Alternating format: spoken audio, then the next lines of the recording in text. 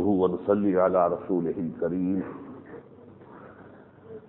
اما بعد فاعوذ بالله من الشیطان الرجیم بسم اللہ الرحمن الرحیم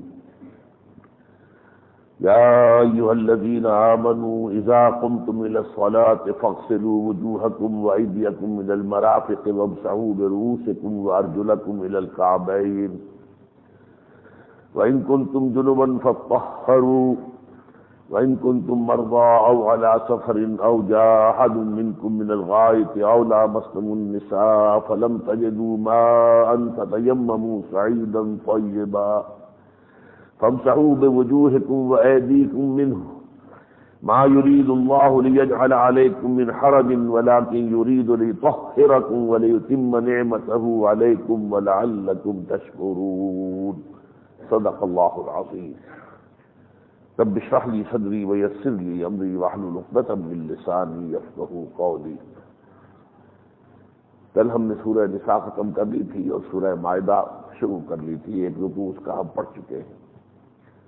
یہ نوٹ کر لیجیے کہ سورہ نساء پر پہلی منزل ختم ہو گئی، یعنی جو تلاوت کی 7 منزلیں ہیں تقریباً برابر 7 حصوں میں، اور تقریباً ہے، برابر پورا تو نہیں ہو سکتا۔ یہ منزلیں اس طور سے ہیں کہ جو صورتیں ہیں ان کی فصیلیں نہیں ٹوٹتی، مکمل صورتیں ہیں۔ پہلی منزل 3 صورتیں، البقرہ، آل عمران، نساء، پھر اگلی منزل میں 5 صورتیں آئیں گی۔ لیکن جو مکی اور مدنی صورتوں کے جو مجموعے ہیں، گروپس ہیں، وہ ابھی پہلا ختم نہیں ہوا، اس میں سورہ مائدہ بھی شامل ہے، وہ سورہ مائدہ پر جا کر ختم ہوگا، اور پھر یہ ہے کہ سورہ انعام سے دوسرا گروپ شروع ہوگا، وہ مکی صورت ہے۔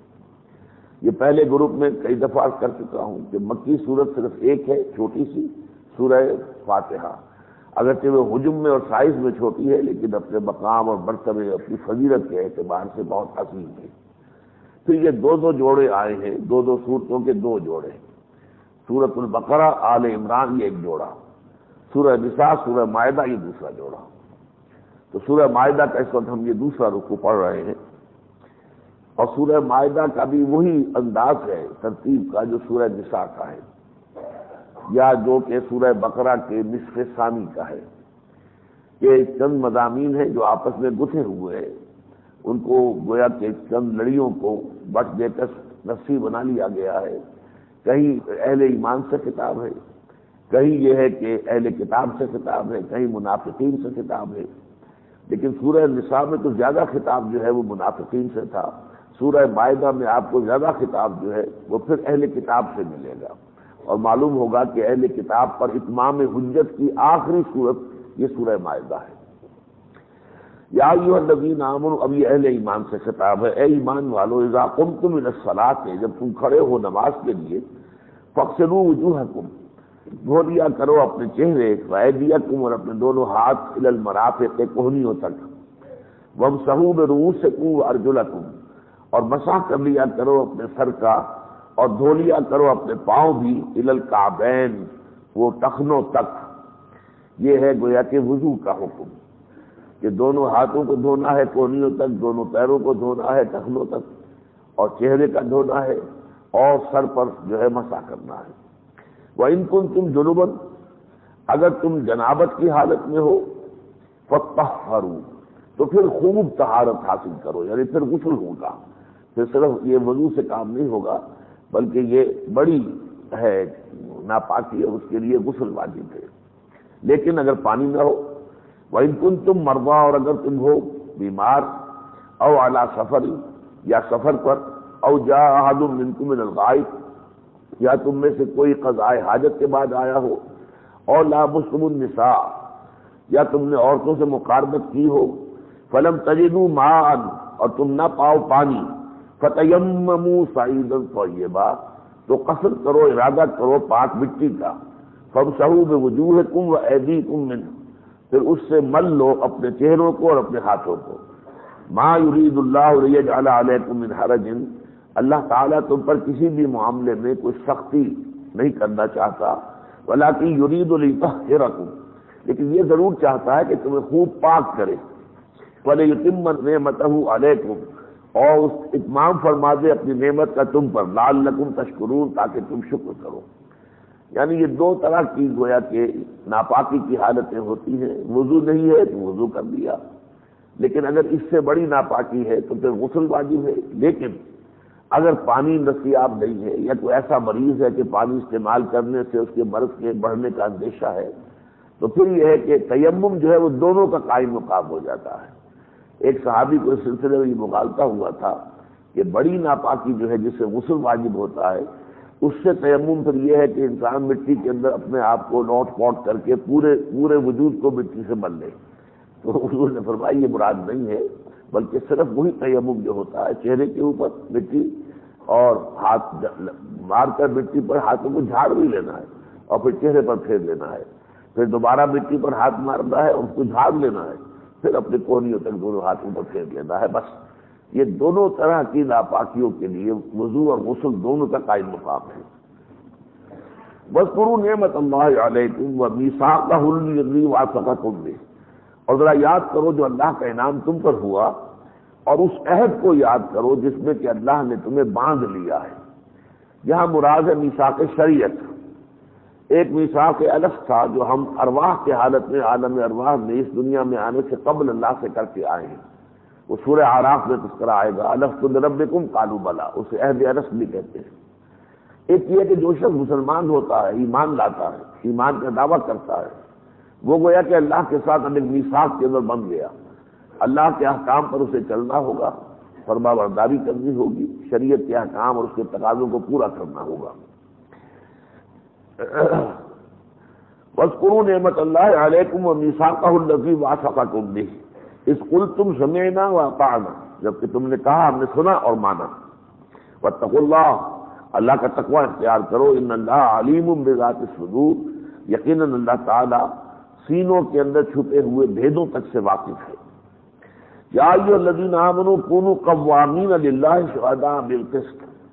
اب دیکھیے وہی آیت جو پہلے ہم پڑھ چکے ہیں سورہ نساء میں، ترتیب الٹ گئی. وہاں کیا تھا؟ یا ایھا الذین آمنوا کونوا قوامین بالقسط شہداء للہ. یہاں قوامین للہ شہداء بالقسط، بات ایک ہی ہے. اہل ایمان کھڑے ہو جاؤ پوری طرح قوت کے ساتھ اللہ کے لیے گواہ بن کر، اللہ کے لیے کھڑے ہو جاؤ پوری قوت کے ساتھ، اور عدل اور انصاف کی گواہی دینے والے بن کر کھڑے ہو جاؤ. وَلَا يَجْرِمَنَّكُمْ شَنَآنُ قَوْمٍ عَلَىٰ أَلَّا تَعْدِلُوا، اور دیکھو تمہیں کسی قوم کی دشمنی اس بات پر آمادہ نہ کر دے کہ تم عدل سے کام نہ لو. معاملہ چاہے دشمن کا بھی ہو، لیکن بات عدل کی جو ہے، جو انصاف کی وہی کہو. وہاں دوسرا پہلو تھا کہ کسی کی محبت تمہیں نہ ہٹا دے. وَلَوْ عَلَىٰ أَنفُسِكُمْ أَوِ الْوَالِدَيْنِ وَالْأَقْرَبِينَ، وہ انصاف کی بات خواہ تمہارے اپنے خلاف جا رہی ہو یا تمہارے والدین کے یا قرابت داروں کے، بہرحال تمہیں اپنی انصاف کی بات پر ڈٹ جانا ہے. یہاں بھی یہ ہے کہ انصاف ضرور کرو، خواہ تمہارے دشمن کا معاملہ ہو تب بھی یہ کہ انصاف ضرور کرنا ہے، خواہ اس سے اس کو فائدہ پہنچ رہا ہو. تو لا یجرمنکم شنآن قوم علی الا تعدلوا، تمہیں آمادہ نہ کر دے کسی قوم کی دشمنی کہ تم عدل سے منحرف ہو جاؤ. ہوا اعدلوا، عدل کرو، انصاف کرو. ہوا اقرب للتقوی، یقیناً تقوی سے نزدیک تر روش یہی ہے. واتقوا اللہ، اللہ کا تقوی اختیار کرو. ان اللہ خبیر بما تعملون، یقیناً اللہ باخبر ہے اس سے جو تم کر رہے ہو. وعد اللہ الذین آمنوا وعملوا الصالحات لهم مغفرۃ واجر عظیم. اللہ تعالیٰ کا وعدہ ہے ان لوگوں سے جو ایمان لائے اور جنہوں نے نیک عمل کیے، انہیں کے لیے مغفرت بھی ہے اور بہت بڑا اجر و ثواب بھی ہے. والذین کفروا وکذبوا بآیاتنا اولئک اصحاب الجحیم، اور وہ لوگ کہ جنہوں نے کفر کیا اور جھٹلایا ہماری آیات کو، وہ ہے جہنمی، دوزخ والے. یا ایھا الذین آمنوا اذکروا نعمت اللہ علیکم، اہل ایمان ذرا یاد کرو اللہ تعالیٰ کے اس احسان کو جو تم پر ہوا. اذ ہم قوم ان یبسطوا الیکم ایدیہم، جبکہ ایک قوم جو ہے آمادہ ہو گئی تھی کہ وہ اپنے ہاتھ بڑھائے تمہارے خلاف. فکف ایدیہم عنکم، تو اللہ تعالیٰ نے ان کے ہاتھوں کو روک لیا تمہاری جانب سے، آگے بڑھنے نہیں دیا. اس میں یہ بھی ہو سکتا ہے صلح حدیبیہ مراد ہو کہ صلح حدیبیہ کے موقع پر قریش جو ہے پہلے تو بالکل تلے ہوئے تھے جنگ کرنے پر، کسی صورت میں مسلمانوں کے ساتھ ہم کوئی معاملہ نہیں کریں گے، نہ معاہدہ کریں گے، نہ مسلمانوں کو آگے آنے کی اجازت دیں گے. لیکن پھر یہ کہ اللہ تعالیٰ نے ایسے صورتحال کو تبدیل کیا کہ پھر وہ صلح کرنے پر مجبور ہو گئے، تو گویا کہ ان کے ہاتھ جو جنگ کے لیے بڑھ چکے تھے اللہ نے ان کو روک لیا۔ یا اس سے مراد یہ نہیں ہو سکتا ہے کہ غزوہ احزاب کے بعد پھر قریش کو جرأت نہیں ہوئی، معلوم ہوا کہ اب ان کے ہاتھ گویا کہ اللہ تعالیٰ نے باندھ دیے ہیں۔ وہ آخری موقع تھا، حضور نے فرما بھی دیا تھا غزوہ احزاب کے بعد کہ یہ آخری بار ہے کہ کفار تم پر چڑھ کر آئے ہیں اے مسلمانوں، اب یہ نہیں آئیں گے، اب تو تم جاؤ گے۔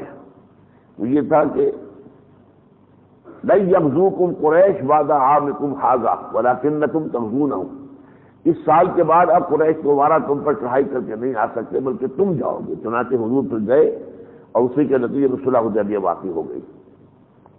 واتقوا اللہ، اللہ کا تقوی اختیار کرو، وعلی اللہ فلیتوکل المؤمنون، اور اہل ایمان کو تو اللہ تعالیٰ ہی پر توکل کرنا چاہیے۔ وَلَقَدْ أَخَذَ اللَّهُ مِيثَاقَ بَنِي اسرائیل، اب یہ دو رکوع آ رہے ہیں کہ جن میں اہل کتاب سے، بنی اسرائیل سے خطاب ہے، اور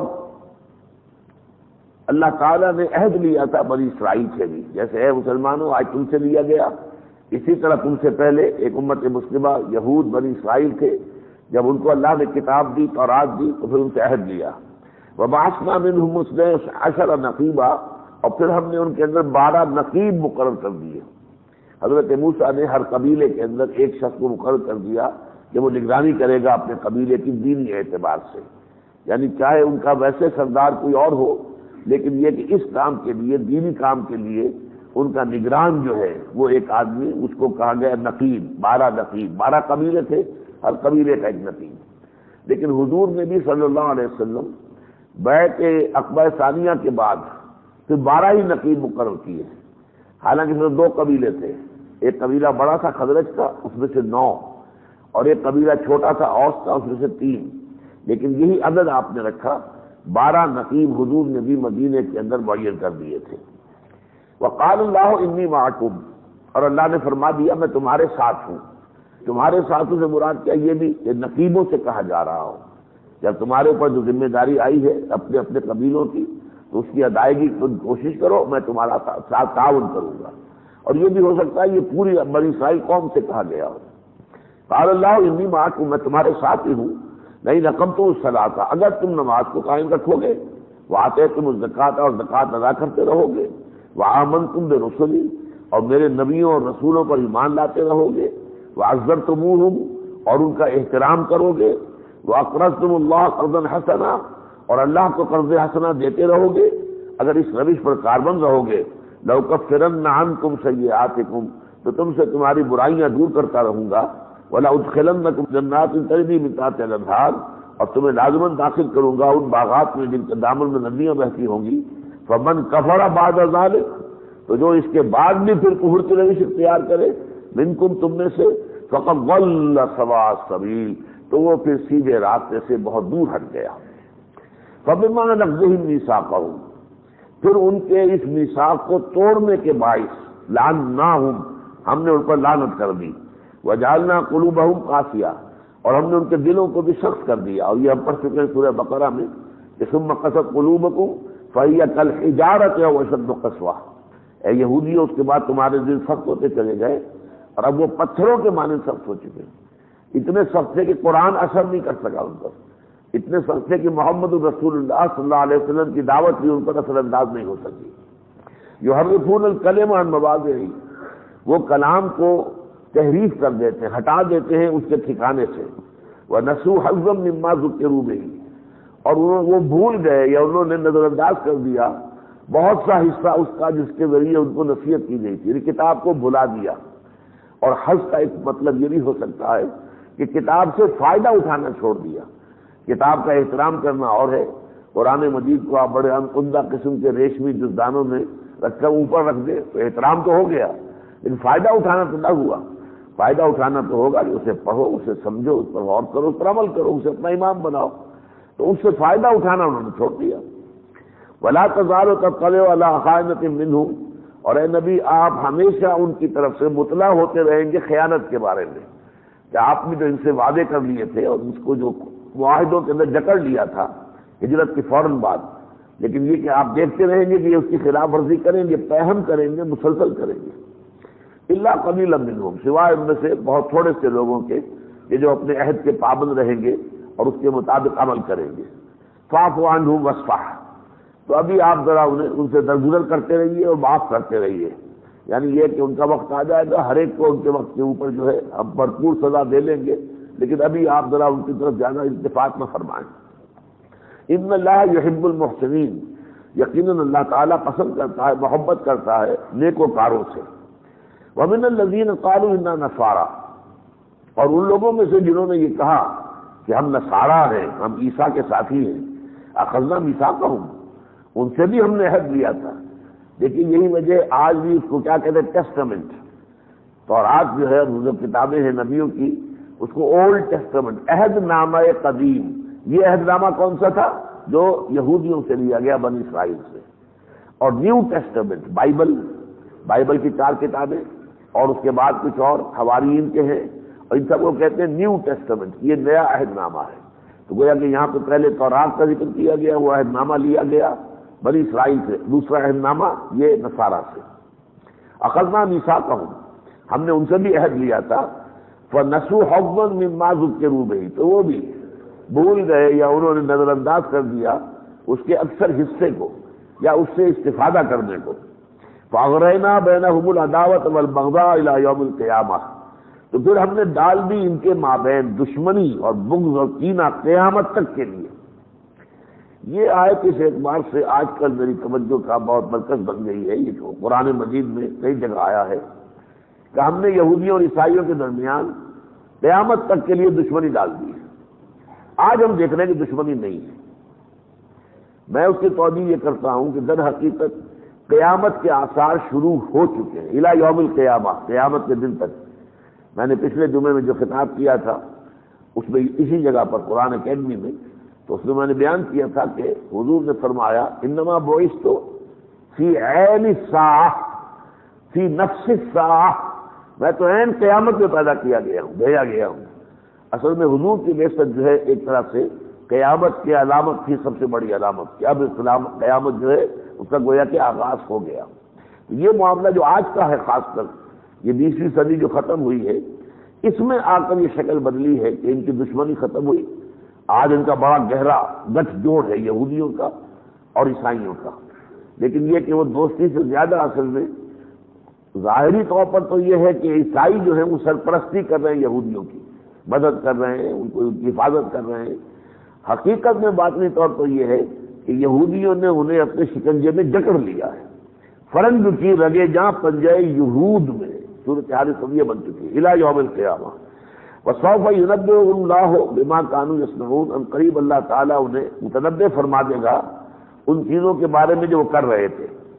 یا اہل الکتاب قد جاءکم رسولنا، اے اہل کتاب، اے یہودیوں، اے عیسائیوں، تمہارے پاس ہمارے رسول آ گئے ہیں صلی اللہ علیہ وسلم، یبین لکم کثیرا مما کنتم تخفون من الکتاب، وہ تمہارے لیے واضح کر رہے ہیں اکثر وہ چیزیں جنہیں تم کتاب میں سے چھپا رہے تھے، تورات اور انجیل کی تعلیمات میں سے جن چیزوں کو تم نے دفن کر دیا تھا، چھپا دیا تھا، وہ ظاہر کر رہے ہیں۔ وَيَعْفُو عَنْ كَثِيرٍ، اور تمہاری بہت سی جو ہیں خطائیں ان سے تو وہ درگزر بھی کر رہے ہیں۔ قَدْ جَاءَكُم مِّنَ اللَّهِ نُورٌ وَكِتَابٌ مُّبِينٌ، دیکھو تمہارے پاس آ گیا ہے اللہ کی طرف سے نور اور روشن کتاب۔ یہ مقام قرآن مجید میں ایسا ہے کہ یہاں نور کے لفظ سے حضور کی شخصیت مراد لی جا سکتی ہے۔ ہمارے ہاں یہ جو عوامی سطح پر بڑے جھگڑے مذہبی کرتے ہیں، حضور نور ہے، یہ بشر ہیں، حضور بشر بھی ہے، نور بھی ہے، روشنی کا مینار ہے، اس میں کیا شک ہے؟ لیکن یہ ہے کہ آپ بشر ہیں، اس میں بھی کوئی شک نہیں ہے، قُلْ إِنَّمَا أَنَا بَشَرٌ مِثْلُكُمْ۔ لیکن یہ کہ یہاں پر کیونکہ حضور جو ہے لوگوں کے لیے روشنی کا مینار ہے، تو یہاں کیونکہ وہ کتاب المبین آیا ہے، اگر اسے حرف عطف مانا جائے واو کو، تو کتاب المبین سے قرآن مراد ہے، اور حضور کی ذات مبارکہ جو ہے اس کو نور سے تعبیر کیا گیا، واللہ عالم۔ اور یہ بھی ہو سکتا ہے کہ یہ واو جو ہے عطف کا نہ ہو بلکہ تفسیری ہو واو، تمہارے پاس نور آ گیا ہے یعنی یہ کتاب مبین آ گئی، یہ بھی دونوں انداز ہو سکتے ہیں ترجمے۔ یہدی بہ اللہ من اتبع رضوانہ سبل السلام، اس کتاب کے ذریعے سے اللہ ہدایت دیتا ہے ان لوگوں کو جو اس کی رضا کے طالب بن جاتے ہیں، رضا کے جویا بن جاتے ہیں۔ سلامتی کے راستوں کی ہدایت دیتا ہے، وَيُخْرِجُهُم مِّنَ الظُّلُمَاتِ إِلَى النُّورِ، اور انہیں نکالتا رہتا ہے اندھیروں سے روشنی کی طرف بِإِذْنِهِ، اپنے حکم سے، وَيَهْدِيهِمْ إِلَىٰ صِرَاطٍ مُّسْتَقِيمٍ، اور ان کو ہدایت دیتا ہے سیدھے راستے کی طرف۔ لَقَدْ كَفَرَ الَّذِينَ قَالُوا إِنَّ اللَّهَ هُوَ الْمَسِيحُ ابْنُ مَرْيَمَ، یقیناً کفر کیا ان لوگوں نے جنہوں نے کہا کہ اللہ ہی ہے مسیح ابن مریم۔ یہ اصل میں عیسائیوں کے بہت سے فرقے ایسے رہے ہیں جن کا کوئی وجود نہیں ہے۔ ان میں سے جیکوبائٹس کہلاتے تھے، یعقوبیہ، ان کا کہنا یہ تھا، وہ تثلیث کے قائل نہیں تھے، بلکہ وہ کہتے تھے کہ نہیں، ایک ہی اللہ ہی نے اصل میں ظہور کیا ہے حضرت مسیح کی شکل میں، اللہ ہی مسیح ہے، مسیح ہی اللہ ہے، کوئی اور تثلیث کرنے کی ضرورت نہیں ہے کہ خدا اور پھر حضرت مسیح بیٹا اور حضرت مریم، جیسے میں نے کل بتایا تھا، یا یہ کہ حضرت مریم کو اس سے نکال کر تو خدا اور بیٹا اور روح القدس، یہ تثلیث، وہ کہتے ہیں نہیں، اصل میں تو یہ اس کو آپ کہتے ہیں انکارنیشن، یعنی مسیح جو ہے وہ گاڈ انکارنیٹ ہے، اوتار ہے۔ یہ ہندوؤں کا بھی عقیدہ ہے، ایشور کا اوتار۔ اوتار کیا ہوتا ہے؟ وہ ایشور جو ہے خود اسی انسانی شکل میں دنیا میں آ جائے خود، تو اس حوالے سے ان کے ہاں یہ عقیدہ بھی رہا ہے۔ لقد کفر الذین قالوا ان اللہ هو المسیح ابن مریم، یقیناً کفر کیا ان لوگوں نے جنہوں نے یہ کہا کہ اللہ ہی تو ہے جو مسیح عیسیٰ ابن مریم کی شکل میں آ گیا ہے۔ قل فمن یملک من اللہ شیئا، تو ان سے کہیے ذرا، کس کو کوئی اختیار حاصل ہے اللہ کی طرف سے، ان اراد ان یہلک المسیح ابن مریم وامہ، اگر اللہ تعالیٰ ہلاک کرنا چاہے عیسیٰ کو، مسیح ابن مریم کو اور اس کی والدہ کو بھی، ومن فی الارض جمیعا، اور ہلاک کرنا چاہے زمین میں جتنے ہیں ان سب کو، تو کون روک سکے گا؟ وللہ ملک السماوات والارض، مطلب یہ کہ مسیح ہے، اللہ کا مخلوق ہے، اللہ کی ذات اپنی علیحدہ ہے، عرفہ ہے۔ وللہ ملک السماوات والارض، اور یقیناً اللہ ہی کے لیے ہے بادشاہی آسمانوں اور زمین کی، وما بینہما، اور اس سب کی جو ان دونوں کے مابین ہے۔ یخلق ما یشاء، وہ پیدا کرتا ہے، تخلیق فرماتا ہے جو چاہتا ہے۔ واللہ علی کل شیء قدیر، اور اللہ ہر چیز پر قادر ہے۔ وقالت اليہود والنصارى نحن ابناء اللہ واحباؤہ، اور کہتے ہیں یہ یہودی اور نصرانی، ہم تو اللہ کے بیٹے ہیں اور اس کے بڑے چہیتے اور لاڈلے ہیں۔ اس میں تو کوئی شک نہیں ہے، قرآن مجید میں ہم سورہ بقرہ میں پڑھ چکے ہیں کہ اللہ تعالیٰ نے فرمایا کہ اے بنی اسرائیل میرے احسان کو یاد کرو، میں نے تمہیں تمام جہان والوں پر فضیلت دی۔ اللہ تعالیٰ نے ایک وقت میں فضیلت دی ہے، لیکن فضیلت دی ایمان کی بنیاد پر، اس عظیم مشن کے حوالے سے جو ان کے سپرد کیا گیا تھا، لیکن ان کے اندر زوم پیدا ہو گیا ہم اپنی ذات میں اللہ کو بہت محبوب ہیں، ہم تو لاڈلے ہیں، چہیتے ہیں۔ ان کا جو مشہور قول ہے وہ ہے we are the chosen people of the lord, ہم تو خدا کے منتخب بندے ہیں، ہم خدا کے چنے ہوئے برگزیدہ چنیدہ بندے ہیں۔ اس کا جواب کیا دیا جا رہا ہے؟ قل فلم یعذبکم بذنوبکم، ان سے کہیے پھر تمہیں وہ عذاب کیوں لیتا ہے تمہارے گناہوں کی پاداش میں؟ ایسے ہی لاڈلے ہو تو تمہیں نبوکدنضر کے ہاتھوں کیوں پٹوایا؟ تمہارا خانہ کعبہ جو ہے ہیکل سلیمانی کیوں مسمار کروایا؟ کیوں اسیرینز کے ہاتھوں پٹوایا؟ ایسے ہی لاڈلے ہو تو کیوں گریکس کے ہاتھوں، یونانیوں کے ہاتھوں تمہاری مرمت کرائی؟ پھر تمہیں رومیوں کے قدموں تلے کچلوایا؟ اور یہ تو بعد کا واقعہ، قرآن کے نزول کے بعد، یہ 20ویں صدی میں ہٹلر کے ہاتھوں تمہارا قیمہ کروایا، 60 لاکھ تمہارے جو ہیں وہ جس سے دیے ہیں، ختم کیے۔ یہ اگر ایسے اللہ کے تم چہیتے اور لاڈلے ہو تو یا تو اللہ عاجز ہے کہ اپنے لاڈلوں کو بچا نہیں سکتا، تو اللہ تعالیٰ تو عاجز نہیں ہے، تو معلوم ہوا کہ تمہارا یہ ذوق غلط ہے۔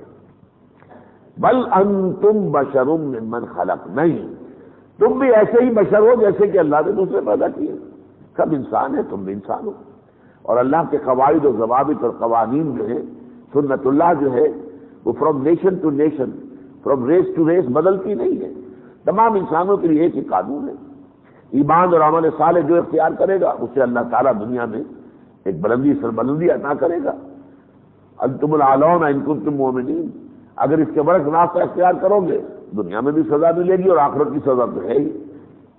یغفر لمن یشاء ویعذب من یشاء، وہ بخش دے گا جس کو چاہے گا اور عذاب دے گا جس کو چاہے گا۔ وللہ ملک السماوات والارض، اور آسمان اور زمین کی بادشاہی اللہ ہی کی ہے، وما بینہما، اور ان دونوں کے مابین جو کچھ ہے اس کی بھی، وإلیہ المصیر، اور اسی کی طرف لوٹ جانا ہے۔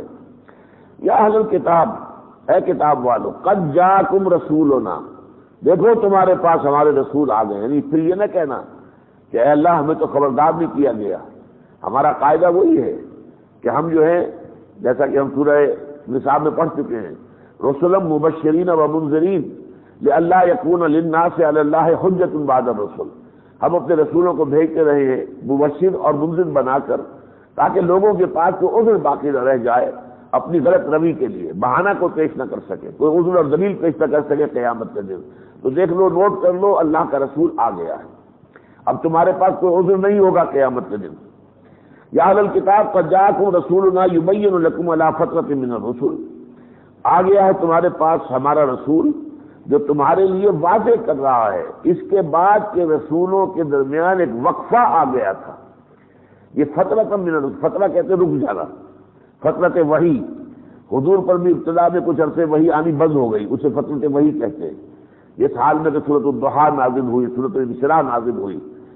اسی طریقے سے یوں سمجھیے کہ دنیا کی تاریخ میں حضور کی بعثت سے قبل 600 برس ایسے گزرے ہیں کہ پوری دنیا میں کہیں کوئی نبی نہیں تھے۔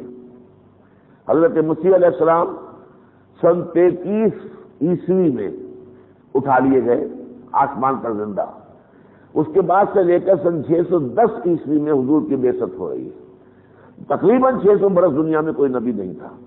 تو نبوت کے اس وقفے کے بعد ہمارا رسول آ گیا ہے تمہارے پاس، کہ جو واضح کر رہا ہے تمہارے لیے سارا کچھ۔ ان تقولوا، مبادہ تم یہ کہو قیامت کے دن، ما جاءنا من بشیر ولا نذیر، ہمارے پاس تو کوئی بشارت دینے والا اور کوئی خبردار کرنے والا آیا ہی نہیں۔ فقد جاءکم بشیر و نذیر، تو دیکھو آ گیا ہے تمہارے پاس بشیر اور نذیر۔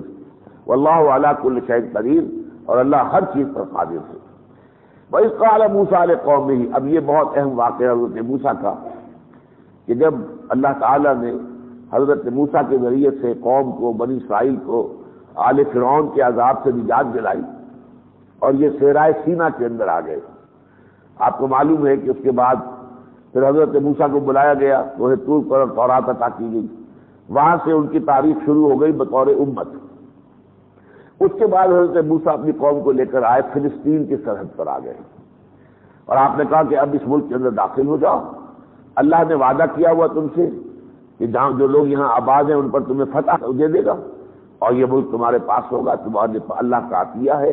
یہیں سے تمہارے جد امجد گئے تھے، حضرت یعقوب گئے تھے اپنے 12 بیٹوں سمیت حضرت یوسف کے زمانے میں، یہی اسی جگہ پر آباد تھے، لیکن یہ کہ چند 100 سال قبل حضرت یوسف علیہ السلام کے زمانے میں وہ مصر چلے گئے تھے۔ اب اللہ مصر سے ہمیں نکال لایا ہے، اب ہمیں اپنی یہ زمین جو ہے واپس حاصل کرنی ہے، تو آؤ جنگ کرو۔ پوری قوم نے کوڑا جواب دے دیا، فَاذْهَبْ أَنْتَ وَرَبُّكَ فَقَاتِلَا إِنَّا هَاهُنَا قَاعِدُونَ، جاؤ موسیٰ تم اور تمہارا رب، ہم تو یہیں بیٹھے ہیں، تم دونوں جنگ کرو۔ اس ملک میں تو بڑی زبردست قوم ہے، بہادر ہیں، جنگجو ہیں، لہذا ہم اس کے اندر ان سے جنگ نہیں کر سکتے، پہلے تم انہیں وہاں سے نکال دو اور اس کے بعد ہم داخل ہوں گے۔ تو اس پر جو پھر حضرت موسیٰ علیہ السلام پر اپنی قوم اور اپنی امت کی طرف سے بیزاری کی کیفیت طاری ہوئی ہے، وہ سامنے آ رہی ہے۔ تو در حقیقت یہ ہے کیفیت ہوتی ہے کہ اگرچہ ہر قوم کا، ہر امت کا رسول جو ہے نہایت شفیق ہوتا ہے اپنی امت پر، نہایت شفیق، نہایت رحیم، نہایت رؤوف، لیکن یہ کہ قوم کی ناہنجاری اگر سامنے آ جائے، قوم جو ہے وہ اگر دین کے معاملے کے اندر بے عملی، بد عملی اختیار کر لے اور اڑ جائے، تو پھر رسول کے اندر شدید بیزاری بھی پیدا ہو جاتی ہے۔ فرمایا وَإِذْ قَالَ مُوسَىٰ لِقَوْمِهِ، اور یاد کرو جب کہ کہا تھا موسیٰ نے اپنی قوم سے، اذکروا نعمت اللہ علیکم، یاد کرو اللہ کے انعام و احسان جو تم پر ہوا، اذ جعل فیکم انبیاء، جبکہ تمہارے اندر اللہ نے نبی بھیجے۔ تمہارے جد امجد یعقوب بھی نبی تھے، جو ان کے بیٹے حضرت یوسف نبی تھے، پھر اللہ نے اب ہمیں 2 کو نبی بنایا ہے، موسیٰ کو اور ہارون کو۔ وجعلکم ملوکا، اور تمہیں بادشاہی عطا کی۔ ایک تو یہ ہو سکتا ہے کہ یہ مستقبل کی خبر دی جا رہی ہے کہ پوٹینشلی تمہیں حکومت دی جا چکی ہے، حضرت داؤد اور حضرت سلیمان کے زمانے میں وہ ایکچوئل شکل میں دنیا میں آ جائے گی۔ اور ایک یہ مفہوم بھی ہے کہ جب یہ مصر گئے تھے تو مصر میں اس وقت حضرت یوسف علیہ السلام کو بہت ہی اونچی حیثیت حاصل تھی، بادشاہ کے منظور نظر تھے، بہت مقرب تھے بادشاہ کے، اور بادشاہ بہت معترف تھا ان کی صلاحیتوں کا، ان کی نیکیوں کا۔ تو انہوں نے پھر اپنی قوم کو جو بہترین جگہ تھی مصر میں سب سے زیادہ زرخیز، وہاں اپنے بھائیوں کو آباد کیا تھا۔ یہ ڈیلٹا کا علاقہ ہے جہاں دریائے نیل جو ہے گوہر روم میں گرنے سے قبل مختلف شاخوں میں تقسیم ہو جاتا ہے، تو گویا کہ وہ فطری ایک نہریں بن گئی۔ اب وہ دریا کی شکل میں نہیں رہا، بلکہ ہر شاخ جو ہے وہ ایک نہر بن گئی ہے۔ تو اس سے ایک بڑا علاقہ جو تھا وہ بڑی ایک نیچرل اریگیشن جو ہے اس میں سیلابی ہوتی تھی، آبیاری ہوتی تھی، آبپاشی ہوتی تھی۔ تو اس اعتبار سے انہیں گویا کہ وہاں پر جیسے کہ ہمارے یہاں ہوتے ہیں کہ پیر زادے، کسی کے پیر کی اولاد ہے تو کتنی عزت وہ کرتا ہے کہ میرے پیر کی اولاد ہے یہ۔ اس طرح گویا کہ حضرت یوسف علیہ السلام کے بھائی ہونے کی وجہ سے انہیں پیر زادوں کی حیثیت حاصل ہو گئی۔ تمہیں یہاں پر سلطنت عطا کی، وَآتَاكُم مَا لَمْ يُؤْتِ أَحَدًا مِنَ الْعَالَمِينَ، اور تمہیں وہ کچھ دیا جو تمام جہانوں میں اور کسی کو نہیں دیا۔ یا قوم ادخلوا الارض المقدسۃ التي كتب اللہ لكم، اے میری قوم کے لوگوں اب ہچکچاؤ نہیں، داخل ہو جاؤ اس ارض مقدس میں۔ یہ ارض مقدس ہے، اصل میں یہی حضرت ابراہیم تھے، یہی پھر وہ دفن ہوئے ہیں، تو اس حوالے سے یہ ارض مقدس، یہی حضرت اسحاق تھے، پھر یہی سے حضرت یعقوب گئے تھے۔ تو ارض مقدس میں داخل ہو جاؤ جو اللہ نے تمہارے لیے لکھ دی ہے، طے کر دی ہے، تمہیں مل جائے گی۔ ذرا سے ہمت کرو، اندر داخل ہو جاؤ، اور وہ قوم جو ہے وہ شکست مان لے گی اور ملک تمہیں مل جائے گا۔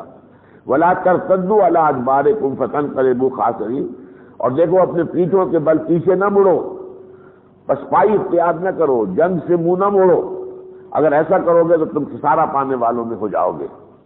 قالوا یا موسیٰ، انہوں نے کہا ہے موسیٰ ان فیہا قوما جبارین، اس ملک میں تو قوم آباد ہے جو بڑی جبار، بڑی طاقتور ہے۔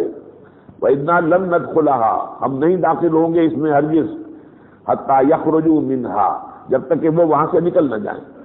فَإِن يَخْرُجُوا مِنْهَا فَإِنَّا دَاخِلُونَ، اگر وہ وہاں سے نکل جائیں گے تو ہم داخل ہو جائیں گے، پھر کوئی اندیشہ نہیں، کوئی خطرہ نہیں، کوئی جان دینے کی جو ہے کوئی ضرورت محسوس نہیں ہوگی۔ قال رجلان من الذین یخافون انعم اللہ علیہما، کہا دو اشخاص نے ان لوگوں میں سے جو اللہ تعالیٰ کا خوف رکھتے تھے اور ان پر اللہ تعالیٰ کا انعام ہوا تھا، انہوں نے یہ کہا، یہ دو تھے حضرت یوشع ابن نون، یہ حضرت موسیٰ علیہ السلام کے بعد میں جانشین بھی بنے، یہی سردار بنے اور یہی نبی بھی بنے، اور دوسرے کالب بن یخنہ۔ یہ دو صرف افراد ایسے نکلے کہ انہوں نے بقیہ قوم سے کہا کہ ہمت نہ ہارو، اللہ کا نام لو، اور جیسے رسول کہہ رہے ہیں، موسیٰ کہہ رہے ہیں، بڑھو آگے، داخل ہو جاؤ۔ ادخلوا علیہم الباب، ان دونوں نے کہا داخل ہو جاؤ اس کے اندر، ملک کے اندر دروازے میں داخل ہو جاؤ۔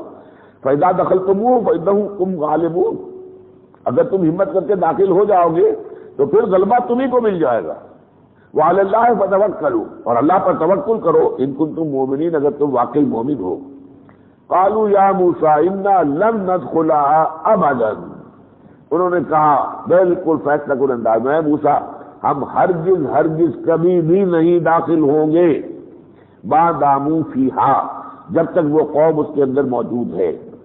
فاذهب انت وربک، جاؤ تم اور تمہارا رب، اور میں اس میں ذرا اضافہ کیا کرتا ہوں تفنن تباہ کے طور پر، جاؤ تمہارا رب جائے، اپنی لٹھیا بھی ساتھ لے جاؤ، یہ عصا جو ہے تمہارے پاس بہت بڑی طاقت ہے، یہ عصا ہے کہ جس نے ایک چٹان میں سے 12 چشمے نکال دیے تھے، یہ عصا ہے جس کی ضرب سے سمندر پھٹ گیا تھا، تو یہ عصا لے جاؤ، انہیں سب کو نکال دو اس کی مدد سے، پھر ہم داخل ہو جائیں گے۔ انا ہاؤنا قاعدون، ہم تو یہاں بیٹھے ہیں، زمین جنبت نہ جنبت گل محمد، ہم یہاں بیٹھے ہیں۔ قال، اب یہ ہے وہ کیفیت جس کی میں نے اشارہ کیا تھا حضرت موسیٰ پر کس قدر جو ہے بیزاری طاری ہوئی۔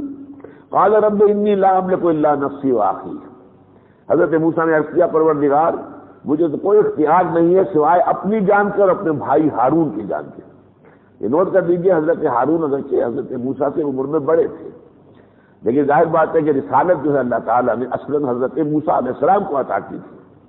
وہ تو چونکہ حضرت موسیٰ نے درخواست کی تھی کہ میری زبان میں لکنت ہے اور میں بات صحیح طور سے نہیں کر سکتا، تو میرا بھائی جو ہے ہارون افصح منی، وہ بڑا فصیح ہے، وہ گفتگو کرتا ہے تو بہت عمدگی سے کرتا ہے، تو آپ اس کو بھی اس کی طرف یہ نبوت کی ذمہ داری دے دیجئے۔ اللہ نے فرمایا نہیں، اصلاً تو رسول تم ہی رہو گے، لیکن ہم تمہیں تمہارے مدد کے طور پر، تمہارے وزیر کے طور پر ہم یہ تسلیم کرتے ہیں کہ ہارون کو بھی ہم نبوت عطا کرتے، تو دو نبی ہو گئے۔ تو قال رب انی لا املک نفسی واخی، حضرت موسیٰ نے عرض کیا پروردگار مجھے تو کوئی اختیار نہیں ہے سوائے اپنی جان کے اور اپنے بھائی کے جان کے، ففرق بیننا و بین القوم الفاسقین، اور یہ قوم ہماری جو ہے کوڑا جواب دے رہی ہے، تو اب ہمارے اور ان فاسقوں کے درمیان تفریق پیدا کر دے، میں مزید ان کے ساتھ نہیں رہنا چاہتا، ان ناہنجاروں کے ساتھ اب میں نہیں رہنا چاہتا۔ قال فإنها محرمۃ علیہم، جو انہوں نے درخواست کی تھی کہ سپریٹ کر دو مجھے، علیحدہ کر دیں ان سے، اب میں ان کے ساتھ نہیں رہنا چاہتا، اس کا تو ذکر نہیں کیا، گویا کہ اللہ نے اسے قبول نہیں کیا، رہنا تو ہوگا، لیکن فإنها محرمۃ علیہم، یہ ارض مقدس ان پر اب حرام کر دی گئی ہے 40 سنۃ، 40 برس تک کے لیے، یتیہون فی الارض، وہ بھٹکتے پھریں گے اسی صحرا کے اندر، یہ ٹرائنگل ہے صحرائے سینا۔ اب تو چونکہ یہ عرب اسرائیل جو بھی جھگڑا آتا ہے تو اخبار کے اندر بھی بہت اس کی تصویریں آتی رہتی ہیں، خاکے آتے ہیں، ٹیلی ویژن پر بھی آتے ہیں، تو اکثر لوگوں کے علم میں ہوگا۔ تو ادھر مصر ہے، ادھر یہ جو ہے شام اور اسرائیل کا علاقہ، بیچ میں یہ تکون ہے، یہ تکون جو ہے یہ ہے سینا، سینائی پیننسولا، جزیرہ نمائے سینا، اس لیے کہ اس کے ایک طرف خلیج عقبہ آتی ہے اور ایک طرف جو ہے وہ خلیج سویس ہے، ان دونوں کے درمیان ہے یہ۔ اسی صحرا کے اندر بھٹکتے پھریں گے، اسی لیے اس صحرا کا نام تاریخ میں پڑ گیا صحرائے تیہ، بھٹکنے کی جگہ، وہ صحرا جس میں کہ بنی اسرائیل 40 برس تک بھٹکتے رہے۔ فلا تأس علی القوم الفاسقین، تو اے موسیٰ افسوس نہ کرو، رنج نہ کرو یہ جو فاسق لوگ ہیں ان کے طرز عمل پر، غم و اندوہ اور رنج کو اپنے قریب نہ آنے دو، باقی یہ کہ ان کی اس بزدلی کی وجہ سے 40 برس تک کے لیے وہ محروم کر دیے گئے، ارض مقدسہ میں اب داخل نہیں ہوں گے، 40 برس تک اسی صحرا میں بھٹکتے پھریں گے۔ البتہ یہ ضرور ہوا اسی 40 سالوں کے دوران حضرت موسیٰ کا انتقال ہو گیا، حضرت ہارون کا بھی انتقال ہو گیا۔ جو لوگ پیدا ہوئے تھے مصر میں اور جنہوں نے غلامی کا داغ کھایا ہوا تھا، غلامی ہے جو کہ شخصیتوں کو کچل دیتی ہے، ہمت کو کچل دیتی ہے، شخصیت کو، کردار کو کچل دیتی ہے، تو وہ جو سب کے سب وہ لوگ تھے جو بہت بری قسم کی غلامی کا داغ جو ہے وہ کھائے ہوئے تھے، لہذا وہ پوری نسل ختم ہو گئی، اور نئی نسل جو صحرا میں پیدا ہوئی ہے پھر وہ جوان ہو گئی، 40 سال ہوتے ہیں تو 40 سال تو لمبا عرصہ ہے، ایک نئی نسل پیدا ہوئی اور جوان ہو گئی، پھر اس نسل نے حضرت یوشع ابن نون جو جانشین ہوئے حضرت موسیٰ کے، ان کی سرکردگی میں قتال کیا اور جنگ کی۔ وَاتْلُ عَلَيْهِمْ نَبَأَ ابْنَيْ آدَمَ بِالْحَقِّ، اور اے نبی ان کو ذرا سنائیے آدم کے 2 بیٹوں کا معاملہ بھی حق کے ساتھ، اذ قربا قربانا، جبکہ ان دونوں نے ایک قربانی پیش کی، ایک ان میں سے کھیتی باڑی کرتا تھا، اس نے کچھ لا کر جو ہے اپنی فصل کا حصہ جو ہے رکھ دیا اللہ کی نظر کرنے کے لیے، ایک بھیڑیں بکریاں پالتا تھا، اس نے کوئی جانور لا کر جو ہے کوئی بھیڑ یا بکری جو ہے وہ یہ اللہ کی نظر میں کر رہا ہوں۔ اور یہ میں بتا چکا ہوں کہ سو ابتدا تھی ابھی نوع انسانی، گویا کہ عہد طفولیت میں تھی، تو بہت خرق عادت معجزانہ طریقے پر اللہ جس قربانی کو قبول کر لیتا تھا اس کی علامت یہ ہوتی تھی کہ آسمان سے ایک شعلہ آگ کا اترتا تھا اور وہ اس کو بھسم کر دیتا تھا، جلا کر راکھ کر دیتا تھا، یہ گویا کہ اللہ نے قبول کر لیا۔ تو اس طرح ہوا کہ ان میں سے ایک کی قربانی حابیل اور قابیل، حابیل کی قربانی تو اللہ نے قبول کر لی، وہ آگ آئی اور اس کو بھسم کر گئی، اور قابیل کی قربانی جو ہے وہ قبول نہیں کی۔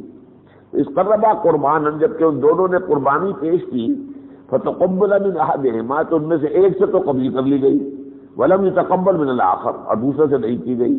قال لاقتلنک، اب بجائے اس کے کہ جس کی قبول نہیں ہوئی تھی وہ سوچتا کہ میری کوئی خطا ہے، اللہ مجھ سے ناراض ہے، میں نے شاید کوئی گناہ کیے ہیں، الٹا غصے میں بھر گیا، حسد میں آ کر اس نے کہا اس بھائی سے کہ جس کی قربانی قبول ہو گئی تھی میں تو یہ قتل کر دوں گا۔ قال انما يتقبل اللہ من المتقین، دیکھا بھائی جان اس میں جھگڑنے کی بات کیا ہے، آپ ناراض کیوں ہوتے ہیں؟ یہ تو اللہ کا طریقہ یہی ہے کہ وہ جو متقی ہوتے ہیں انہی کی قربانی قبول کرتا ہے، جو فاسق ہوں فاجر ہوں اللہ کے احکام کو توڑتے ہیں ان کی قربانی قبول نہیں ہوتی۔ لیکن بسطت الیہ یدک لتقتلنی، اگر آپ اپنا ہاتھ بڑھائیں گے میری طرف مجھے قتل کرنے کے لیے، ما انا بباسط یدی الیک لیقتلک، تو میں تو اپنا ہاتھ نہیں بڑھاؤں گا آپ کی طرف کہ آپ کو قتل کر دوں، یعنی میں اپنا ہاتھ روکے رکھوں گا، اگر آپ کو قتل کرنا تو کیجیے۔ انی اخاف اللہ رب العالمین، مجھے تو اللہ کا خوف ہے جو تمام جہانوں کا رب ہے۔ انی ارید ان تبوء باسمی و اسمک، میں تو یہ چاہتا ہوں کہ آپ بوجھ اٹھائیں میرے گناہ کا بھی اور اپنے گناہ کا بھی۔ اپنے گناہ تو آپ کے ہیں ہی، مجھے اگر آپ نے قتل کر دیا بغیر کسی قصور کے تو میرے سارے گناہ بھی آپ کے ساتھ چلے جائیں گے، تو میں تو فائدے میں رہا، میرا نقصان کیا ہے؟ میرے گناہوں کا پورا بوجھ جو ہے وہ اگر آپ اپنے سر لینے کو تیار ہیں ظلم کے ساتھ مجھے قتل کرنے کے لیے اس صورت میں، تو مجھے تو کوئی اس سے اعتراض نہیں۔ فتکون من اصحاب النار، لیکن دیکھ لیجئے، سوچ لیجئے، پھر آپ ہو جائیں گے جہنمیوں میں سے۔ وذالک جزاء الظالمین، اور یہی بدلہ ہے ظالموں کا، ظلم کرنے والوں کا۔ فطوعت له نفسه قتل اخیہ، تو اس کے نفس نے اسے آمادہ کر ہی دیا اپنے بھائی کے قتل کرنے پر۔ فقتلہ، اور قتل کر دیا۔ قابیل نے حابیل کو قتل کر دیا۔ فاصبح من الخاسرین، اور ہو گیا نہایت خسارہ پانے والوں میں سے۔ وبعث اللہ غرابا یبحث فی الارض، پھر اللہ نے ایک کوے کو بھیجا، وہ زمین قریب تھا اس کے سامنے۔ معلوم ہوتا ہے کہ قتل کرنے کے بعد ابھی پتہ نہیں تھا کہ مقتول ہو، لاش ہو، فوت ہو جائے تو اس کا کیا کیا جائے۔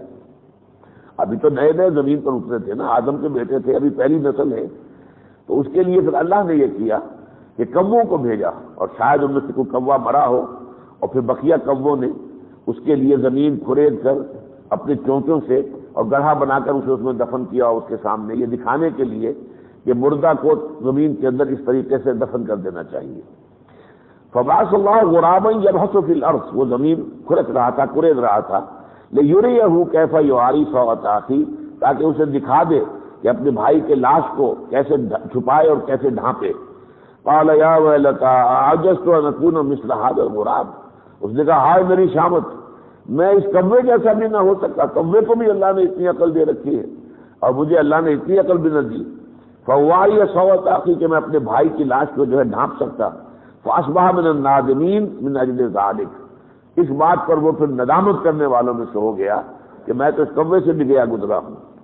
کتبنا علی بنی اسرائیل، اب یہ من اجل ذلک پیچھے جملے سے بھی مل سکتا ہے اور اس سے بھی، من اجل ذلک کتبنا علی بنی اسرائیل، اس بنا پر ہم نے یہ بنی اسرائیل پر یہ بات لکھ دی تھی، انہ من قتل نفسا بغیر نفس، کہ جو شخص بھی کسی ایک انسانی جان کو قتل کرے گا بغیر اس کے کہ وہ قصاص ہو کسی کے قتل کا، او فساد فی الارض، یا زمین میں فساد کو رفع کرنے کے لیے جنگ کی جائے اور اس میں کوئی قتل ہو جائے، فکانما، ان دونوں صورتوں کے علاوہ اگر کوئی شخص جسے آپ کہتے ہیں کولڈ بلڈڈ مرڈر اگر کرے گا کسی انسان کا، فکانما قتل الناس جميعا، تو یہ ایسے ہی ہوگا جیسے کہ اس نے تمام انسانوں کو قتل کر دیا۔ ومن احیاھا، اور جو کوئی بھی زندہ رکھے گا اس کو، فکانما احیا الناس جميعا، تو گویا وہ ایسے ہوگا جیسے کہ اس نے پوری نوع انسانی کو زندگی عطا کی ہے۔ وَلَقَدْ جَاءَتْهُمْ رُسُلُنَا بِالْبَيِّنَاتِ، اور ان کے پاس ہمارے رسول پیغمبر آتے رہے واضح تعلیمات کے ساتھ۔ ثُمَّ إِنَّ كَثِيرًا مِّنْهُمْ بَعْدَ ذَلِكَ فِي الْأَرْضِ لَمُسْرِفُونَ، اس کے باوجود بھی ان انسانوں میں کی اکثریت، ان میں سے بہت سے لوگ وہ ہیں کہ جو زمین میں دست درازی کرتے ہیں، تعدی کرتے ہیں، ظلم کرتے ہیں، آگے بڑھتے ہیں۔ بارک اللہ لی ولکم فی القرآن العظیم ونفعنی وإیاکم بالآیات والذکر الحکیم۔